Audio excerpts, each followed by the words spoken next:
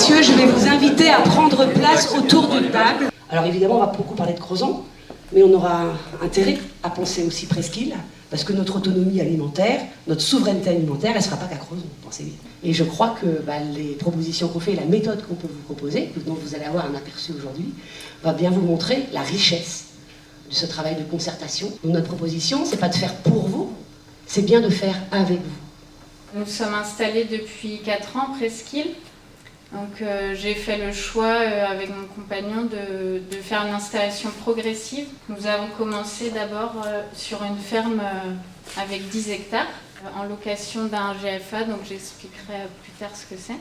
On est installé depuis 2016 sur le Cap de la Chèvre. On est éleveur au vin, donc les moutons, pour la viande, et on a à peu près 200 brebis. Pour nous installer, on a répondu à un appel à projet qui a été lancé par la commune de Crozon et le Conservatoire du Littoral. Et du coup, on pense avoir été choisi parce que les moutons, c'est très adapté au milieu qui est particulièrement fragile pour entretenir des prairies ouvertes.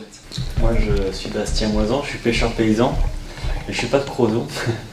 Et du coup, voilà, je viens quand même à Crozon de temps en temps pêcher, parce que comme je suis du coup pêcheur à pied professionnel, je viens pêcher des télines sur votre bassin versant d'ailleurs. Il faut lister tous les problèmes et tout ce qui nous pose souci dans ce lien entre les citoyens et les producteurs. Et ce qui est génial, c'est que là, on a et les producteurs et les citoyens. Si les gens disent « moi je veux manger local, je veux manger bio, mais au final je ne le fais pas », pourquoi ? Pourquoi ? Est-ce que c'est un manque d'offres ? Est-ce que c'est le prix qui est trop cher ? Est-ce que c'est parce que c'est trop loin ? Est-ce que c'est parce que le magasin ouvre quand moi je suis un bureau de travail ? Il y a plein de choses. Hein. La réalité, c'est qu'on a peu d'agriculteurs qui sont en capacité à livrer la restauration collective. C'est-à-dire que les producteurs qui font la vente directe, la plupart d'entre eux sont configurés pour faire de la vente directe au sens strict du terme, c'est-à-dire vers le consommateur.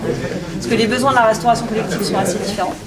Et donc ça, c'est un vrai enjeu. Hein. C'est-à-dire que si demain on veut refaire du local et du bio dans les cantines, c'est quel système agricole on installe et quels sont les systèmes de commercialisation. Parce que le débouché de la restauration collective, il est, entre guillemets, pas rentable pour un producteur. Souvent, il se fait peu de marge sur un produit, il le fait plus pour l'acte social que ça représente. Et il va équilibrer son équilibre financier va se faire aussi avec la commercialisation sur d'autres circuits de commercialisation. Sur la problématique de la transmission, là, sur les départs, vous voyez des difficultés ou pas, à votre avis ? Du fait de la démographie, enfin, ouais.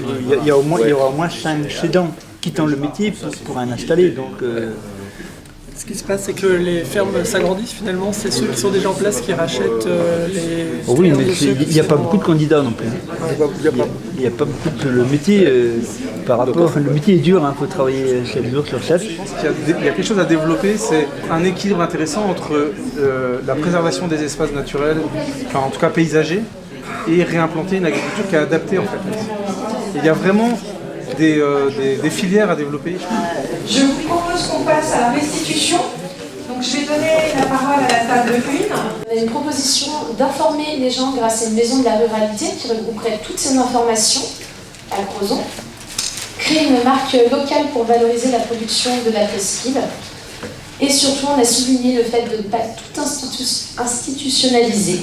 Partir vraiment des besoins des gens et les associer à ces différents projets. On a un peu travaillé sur comment fonctionnait la cuisine centrale de Crozon qui fournit les écoles. Donc on a toutes les conditions pour avoir une cuisine finalement qui fournit du bio, du local, sauf qu'on ne produit pas assez en presqu'île de Crozon local pour fournir déjà les cantines. Et voilà. De la terre, il y en a, hein, parce que le sujet, c'est pas aujourd'hui, le sujet, c'est déjà de retrouver des jeunes qui vont s'installer pour remplacer les anciens qui partent. Donc ça, c'est un sujet central. Ce qu'il faut souligner, c'est qu'il y a un vrai potentiel pour l'agriculture. Je crois que le développement de l'agriculture raisonnée dans la presqu'île, c'est un vrai enjeu de l'économie de la presqu'île pour demain. Voilà.